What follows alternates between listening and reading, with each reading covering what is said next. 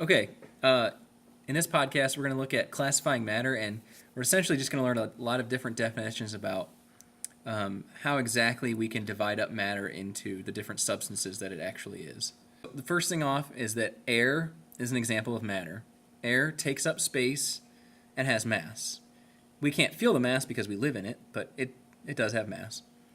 And air is composed of many different things. So air is an example of a mixture, and that mixture is composed of single atoms, some atoms bonded together. If they're two of the same thing, then it's called a molecule.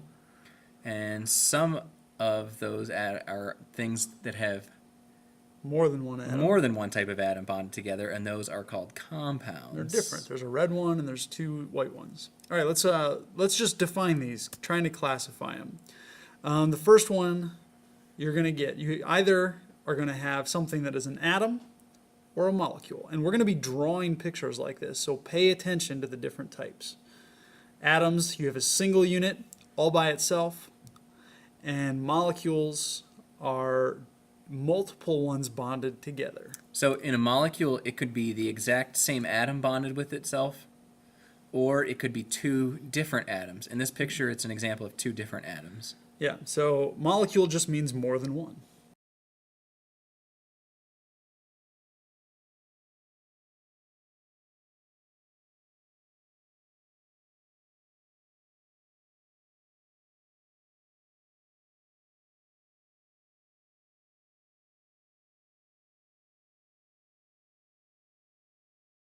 Atoms and molecules, one or more than one.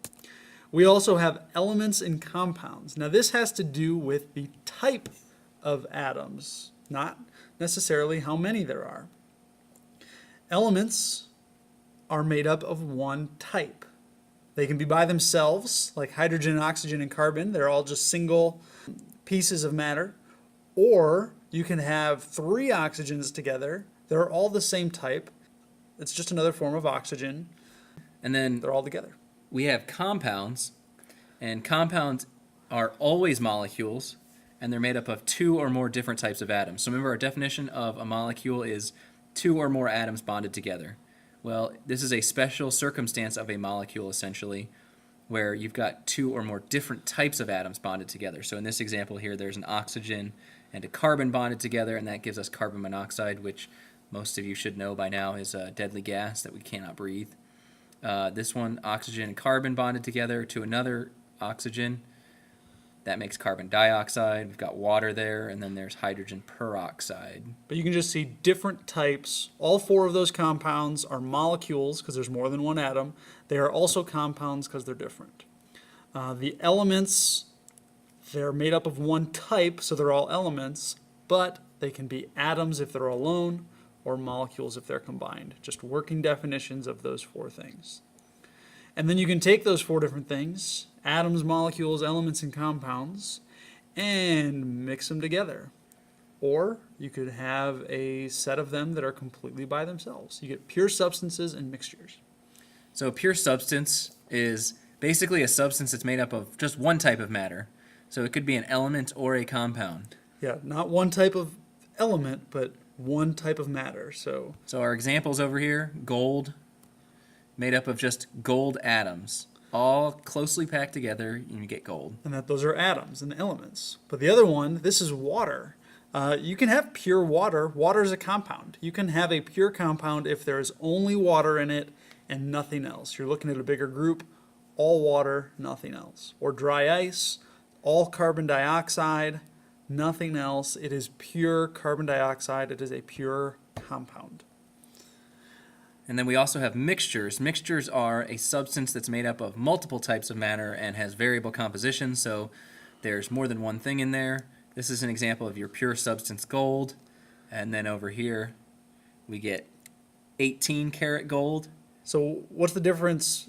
But why? I know 18 karat gold is less valuable than 24 karat gold. Why is that? Well, look at the picture. It's got different metals in it. It has silver and copper mixed in. It doesn't change the gold. They're just intermingled with each other. And then you've got 14 karat gold. It has a bigger mixture. higher percentages, less gold and more silver and copper.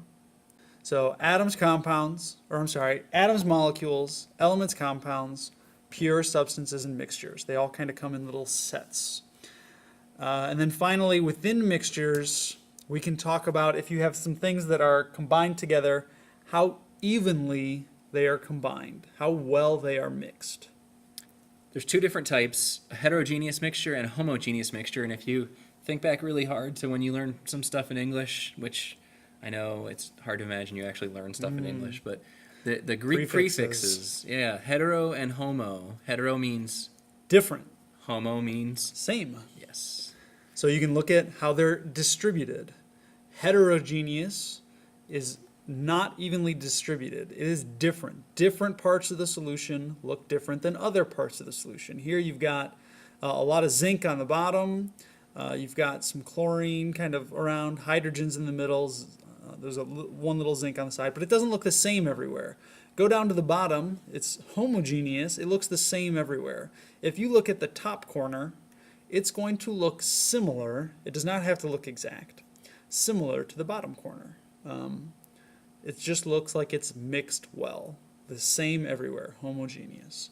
We've got just some vocab words here. Let's just kind of classify what words can fit with these two pictures. One of the skills we want to do. So this first picture, when you look at it, you see just one thing here. One thing by itself. That looks like an atom. Yes, that'd be the first word, atom. Got to get a pen first, apparently. All right, so there's definitely atoms there. Is there anything else in that picture? No. Therefore, we can say that it is a pure substance. Nice. I hadn't thought about that one. Since we're looking at a big group, it's either going to be pure, all one type, or something else, mixture. And what's the other group?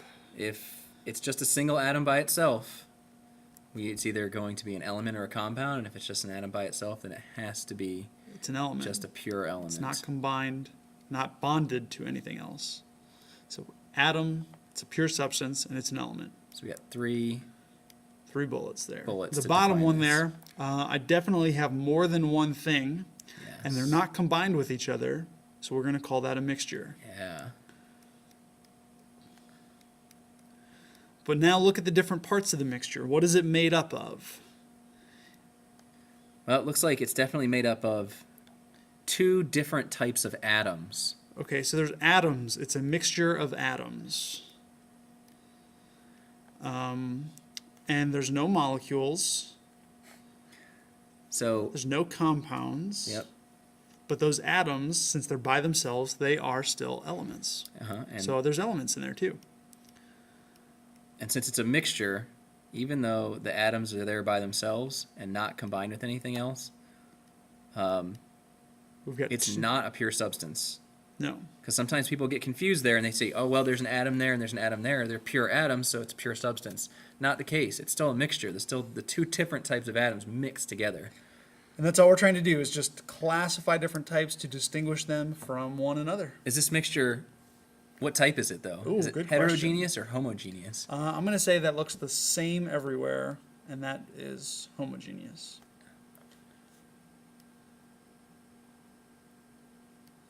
So it's a homogeneous mixture. So we got to be specific with mixtures.